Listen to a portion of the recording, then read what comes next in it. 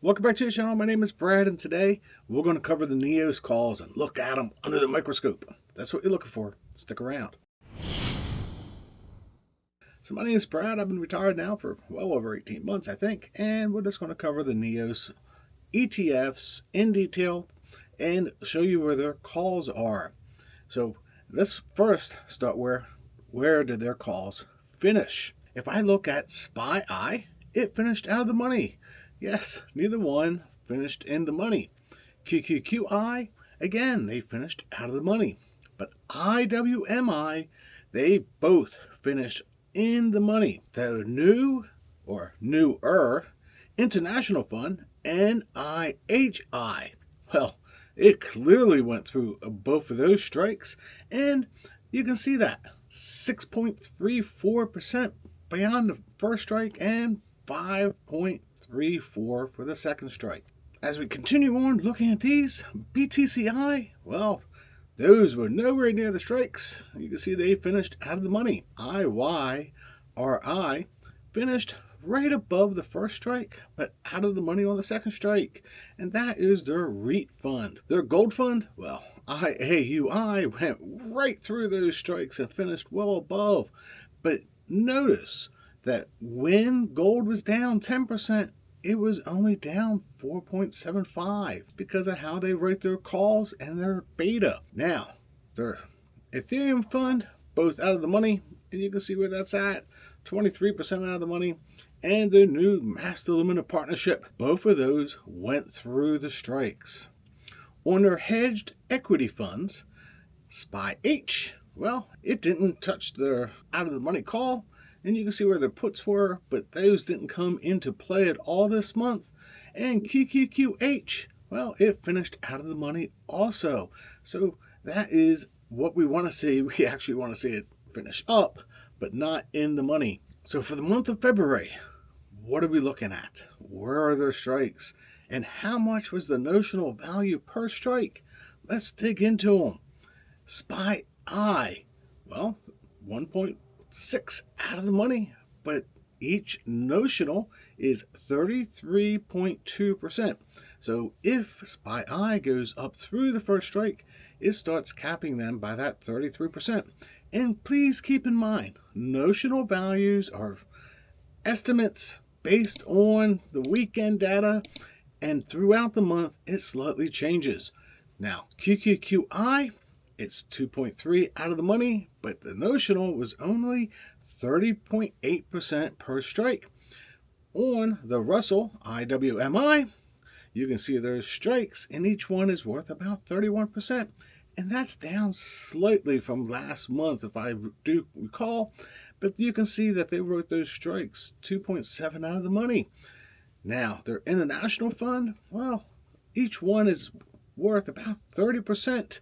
31%, and their out of the moneyness is about 1% for the first strike and getting close to that 2% for the second one on the international fund.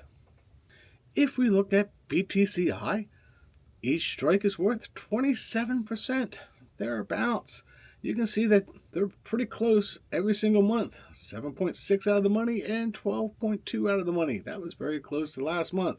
IYRI, again, about 1.8 and 2.9 out of the money, and they're written on the notional value of 38.5%. And that's been pretty average for those REITs. Now, the gold fund. This is definitely a big change because the volatility of gold has been so high. You can see that they wrote 6% out of the money and 10% out of the money, and each notional is 25.8, which is really close to Bitcoin. We'll just throw it out. Wow, that volatility must be high on gold if they can do very low notional and be out of the money, almost like Bitcoin. We'll just throw that out. And now you have the Ethereum fund, NEHI, 14% and 23% thereabouts, and about 30% notional value for each one of the strikes. And MLPI, well, the first call on AMLP was actually slightly in the money when it closed on Friday. Each strike is worth about 30% notional value. You can see how this goes. And if I do remember correctly, when I looked at the chart this morning, MLPI was down a little bit, so it's probably back out of the money. But that is their calls. If we look at SPYH, well, looking at SPYH, you can tell that they wrote on 76.1% of the notional, which is slightly higher than SPYI, and QQQH is 76% of the notional, which is again higher than QQQI. And you can see that the out-of-the-money collars start right there about 5.29. So if the market goes down, that is where the protection starts. Now let's look at these on a chart, and first thing that we're going to do is we're going to watch a short little video on SPYI and see how this plays out.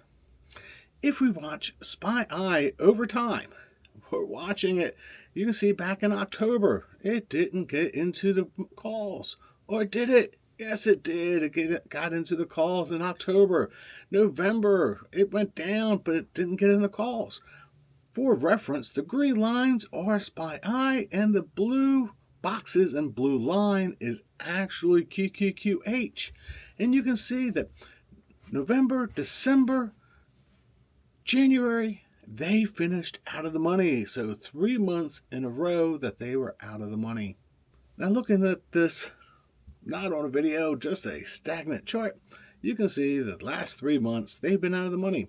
Just for reference, SPYI is the green lines, blue boxes are the protected collars, and the blue line is their call.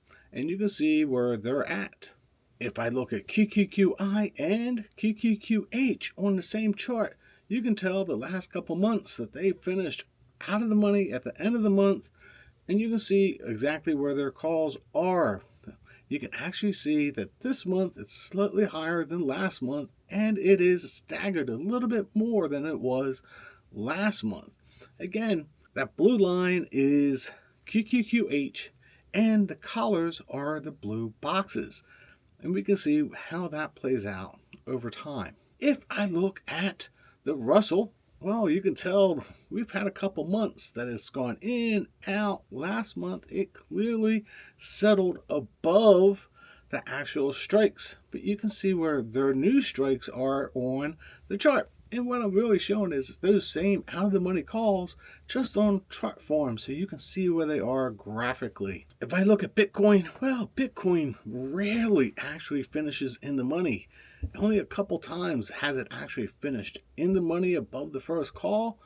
But looking at this, you can see where the new strikes are much lower because Bitcoin is clearly down on the actual IWMI. We know that REITs very rarely finish in the money.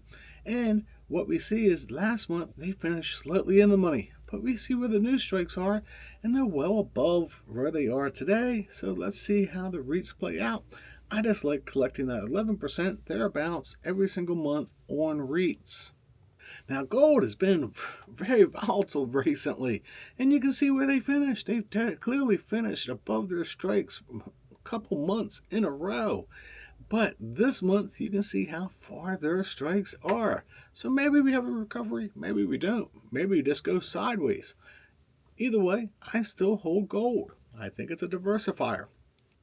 The new Ethereum fund. Well, last month, it got up to the first strike, but it went down just like it was crypto winter. And you can see where the new strikes are. Remember, they're not rating on 100% of the notional. So even if we go through those strikes, we still actually have upside potential.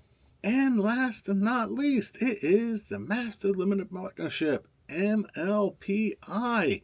And you can see where they are. You can see where the new strikes are, and you can see where they were last month. So we're just going to say it. Master Limited Partnerships, they'll probably rate a little bit closer to the money, but the notional value is a lot lower. And I do know that those are also flex options. Well, that's my review of the calls for the month of February and where they're at. And if you want a mid-month update, please leave a comment down below. And always like and subscribe, leave a comment, But really, if you want a mid-month update of where the calls are, leave a comment below, and maybe if I have enough comments, I will actually do that. So until next time, God bless.